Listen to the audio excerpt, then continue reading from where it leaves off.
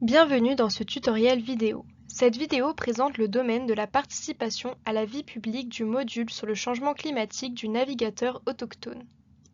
Les questions couvertes dans ce domaine sont les suivantes.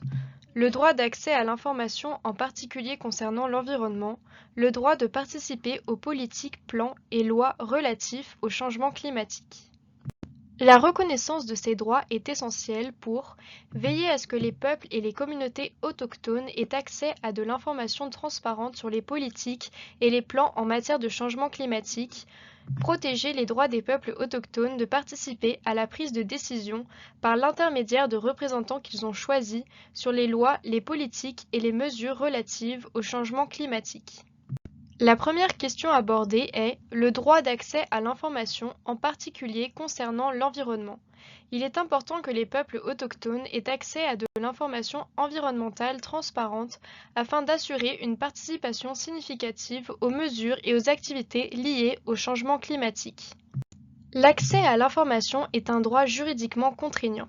Il figure à l'article 19 du Pacte international relatif aux droits civils et politiques et constitue une condition préalable à une participation effective et significative, y compris aux politiques et plans relatifs au changement climatique. L'observation générale numéro 34 du Comité des droits de l'homme indique que les États doivent rendre publiques les informations gouvernementales d'intérêt public. L'État doit créer des procédures permettant aux personnes d'avoir accès à l'information, par exemple par le biais de la législation sur la liberté de l'information. Le module est centré sur l'accès aux informations environnementales. Les traités environnementaux tels que ceux de Aarhus et d'Escazú ont contextualisé ces normes en fonction des questions environnementales.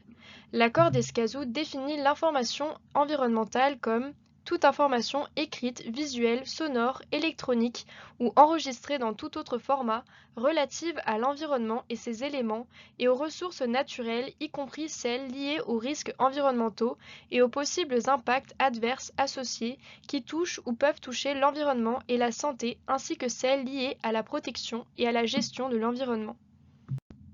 L'enquête nationale vise à déterminer si le droit d'accès à l'information est reconnu dans la législation nationale, quel type d'information environnementale est mise à disposition et les possibilités d'y accéder.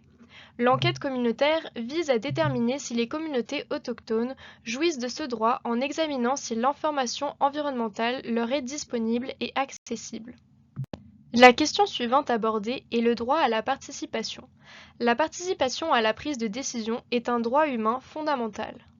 L'article 18 de la Déclaration des Nations Unies sur les droits des peuples autochtones stipule que les peuples autochtones ont le droit de participer à la prise de décision par l'intermédiaire de leurs institutions représentatives. Cette représentation doit être déterminée par les peuples autochtones eux-mêmes. Ce droit est également reflété dans des normes internationales contraignantes en matière de droits humains, telles que le Pacte international relatif aux droits civils et politiques. Cela est également renforcé par les normes internationales sur le changement climatique.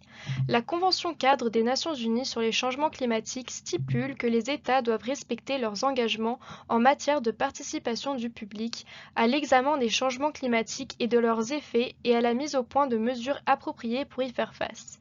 L'accord de Paris stipule également que l'action d'adaptation au changement climatique devrait suivre une démarche impulsée par les pays, sensible à l'égalité des sexes, participative et totalement transparente et qui devrait tenir compte et s'inspirer des meilleures données scientifiques disponibles et des connaissances traditionnelles du savoir des peuples autochtones et des systèmes de connaissances locaux.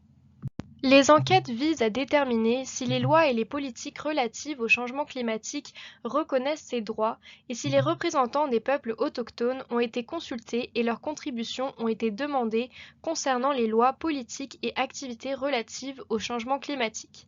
Si vous souhaitez plus d'informations sur les différents types de lois et de politiques relatives au climat, celles-ci sont expliquées dans la vidéo sur les instruments, lois et politiques relatives au changement climatique que vous pouvez trouver sur la page tutoriel du navigateur autochtone.